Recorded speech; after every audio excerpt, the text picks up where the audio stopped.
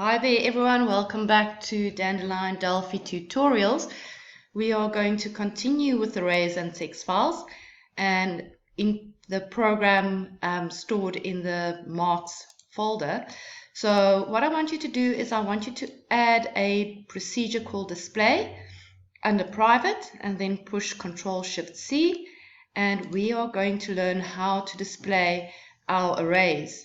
So first of all, in our display procedure, we want to call the procedure we created in the previous lesson called set tab stops, which cleared the rich editor and set up the tab stops. We also would like to add headings for our rich edit. So we want to display name, surname, mark, and grade with tabs in between them. Now we would like to display our arrays, and we're going to use our for loop with k as an integer, looping from 1 to iCount. Remember, iCount holds the number of items in your array that have been filled through using the text file. So in richedit.lines.add, I'm putting array name k. So the first time this for loop is executing, k would be 1.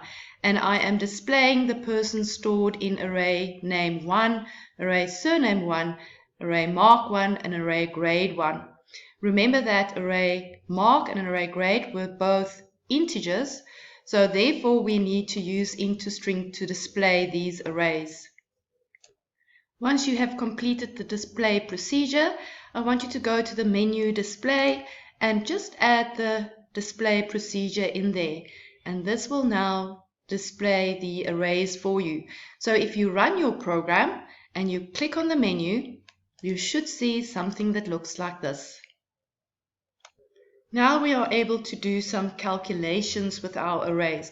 So a question that is often asked is to calculate the average of certain values in one of our arrays. And in this case, we're going to calculate the average of the marks. So in my for loop, I will add all the marks together in a running total, as you did in grade 10. So remember the rules, iTotal is on both sides of the assignment statement, and therefore I need to initialize it, and I'm going to initialize it directly above the for loop right there. If the person now clicks on this button twice, every time it is clicked, it will reset the running total to 0. And I'm adding my marks from 1 to how many ever I stored using iCount. And now I have my running total. The next part would be to calculate the average, and the average is calculated outside of the for loop because I first need my running total before I can calculate the average. So our average is going to be a local variable declared, and I'm taking this running total and I'm dividing it by the number of marks that I have stored in array mark, which is iCount. Here is another example of what I can do with my arrays. I could maybe display whether a learner has passed or failed. I am going to loop through my array from 1 to iCount, and I'm going to test every mark against 30. If the learner's mark is 30 or more, I'm going to display their name and then pass. If their mark was not 30 or above, I'm going to display fail next to their name.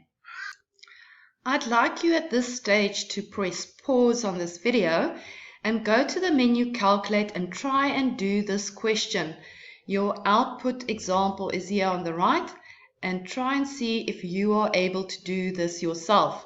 Next, I'm going to show you the memo to this answer. I am inside of the menu Calculate, and I was first asked to call the procedure called tab stops. And here I am looping through my array, and I am displaying whether the learner got a distinction, a pass, or a fail by using a nested loop. So I'm testing each mark against certain values. If the mark is 80 or more, distinction will be displayed. For 30 or more, pass, and anything else will fall under fail. I was also asked to calculate how many learners failed. So here I'm using inc iFail. Remember, inc iFail is the same as saying iFail is iFail plus 1. So by using ink I fail, I must remember to initialize it because the variable is on both sides of the assignment statement, and this happens right above my for loop here. I was also asked to calculate an average, and for the average I will need a running total. So here I'm adding each learner's mark to a running total, and again I will need to initialize iTotal above the loop. Outside of my loop here, I have a local variable declared as RAVE, and I'm calculating an average of the learner. I have the total, and I'm dividing it by the number of learners in iCount. Then I was asked to calculate the percentage of learners that failed. I have the number of learners that failed in iFail, and I'm dividing it by the total number of learners and multiplying it with 100 to calculate the percentage. Then I was asked to calculate how many learners got a value or got a mark below the average. So for this code to work, I first need to calculate the average, and then after that I will run through my loop again, and I will compare each mark against the average and count if the learner had a mark below the average of the group. And here at the bottom, I am just displaying my labels and my counters that I have calculated above. Here is another example. I am now counting the number of symbols or the symbol distribution of the learner's marks. And for this program, I'm going to declare an array called arraySym. It is a local variable, and I'm declaring the indexes as A to G because I want to count how many A's I have, how many B's I have, and so on. And the data type of this array is integer because I'm going to count. I'm just going to skip over this little bit for now and move on to the second for loop. Here I'm looping through all my marks. So the indexes for the marks are integer, therefore my for loop variable is going to be declared as an integer value, and I'm looping from 1 to iCount. I'm taking each mark in my case statement and I'm testing it against certain indexes or intervals. If the mark is 80 to 100, I'm increasing array symbol A. And here is the end of my case statement. So every mark will be compared against these intervals, and I will increase the appropriate array. Now, since I'm using ink, remember we need to initialize. And to initialize an array, all we need to do is we need to loop through the array and assign all its values to 0. You will see this for loop is using C, and C I've declared as a char data type. Your for loop heading must match the indexes of the array you're looping through. So I'm looping through array symbol, and it's using chars as the indexes, and therefore my for loop will run from A to G, initializing all of them. Now I can simply display the answers that I've calculated. I'm looping through my array symbol, so therefore I'm looping from A to G, and I'm displaying first of all the symbol. So for example, the first time it loops, it's going to display A, and then I'm displaying how many A's there were that I calculated above in array symbol A. Remember, array symbol was an integer, so I need to int to string this value.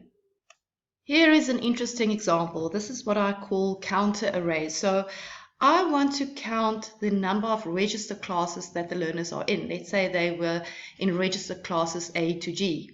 So I have an array counter, and the data type is integer as I am counting again. Since we are going to use array count in the ink, we are going to initialize all these values to 0. You can use this code here in one line of code, but I'm going to explain it here on the right, separating the lines of codes into 2 lines. So I'm looping from 1 to iCount, so I can loop through each register class. Every register class I'm now storing in a char data type called C class, and then I'm increasing the appropriate class. So let's say the first person was in class B. B will be stored in C class, and now I'm increasing array count B. So now array count B will have 1 learner in there, And so I will loop through my whole array and count each register class. It is possible to put all of that code in one line if you want to. And then outside of this loop, I'm just displaying my counters to indicate how many learners were in each class. Now it is time to try it out yourself. So go to the menu count, and this menu has 3 parts of the code. Currently you're seeing 2 parts of the question, and try this. And once you are done, move on to the next question. Push pause and see if you can accomplish this. This third part of the question is a little challenging. I will soon show you the answers to this question. I have declared my arrays here at the top. Array symbol, I'm now in the menu count, and array symbol, array grade count, and array A to Z count. And I have indexes that matches what I'm counting. So the symbols are A to G, the grades are A to 12, and the characters in the alphabet is A to Z. And they are all of integer data type because I'm counting. Since I'm going to use these arrays in ink, I am going to loop through all of them and initialize them all to 0. After the initialization, I'm now going to start completing these questions. I am using this for loop to loop through all my 8 items in array mark, and I'm using a case statement to test each mark against these intervals and increasing the appropriate array with the index A, B, C, D, E, F, or G. I'm still inside of my for loop. I'm storing the learner's grade in an integer I grade. And now I'm increasing my array count. So if the learner was in grade 11, I'm now increasing the array at the index 11. Then the last part of the question, I have to count the number of symbols that appears in people's names. So I'm first storing this person's name in SName. Then I have a nested loop. So I can't use K again. I have to use a different loop variable. I'm using J here, also an integer, and I'm looping from 1 to the length of this name. I'm storing each character of the person's name in C, and then I'm using C to increase the appropriate symbol. So if John was entered, this value here would be J, and J is stored in C, and I'm increasing array A to Z J. For the next time that this loop executes, I will be storing O. You will see I've used uppercase, so the lowercase o will be changed to a capital letter, and I'm increasing array A to Z C. And this is the end of my for loop for J. This is the end loop of my for loop for K. And here at the bottom, I'm simply just displaying all the answers. I hope this helped you. Next time we're going to learn how to search through arrays. Hope to see you soon.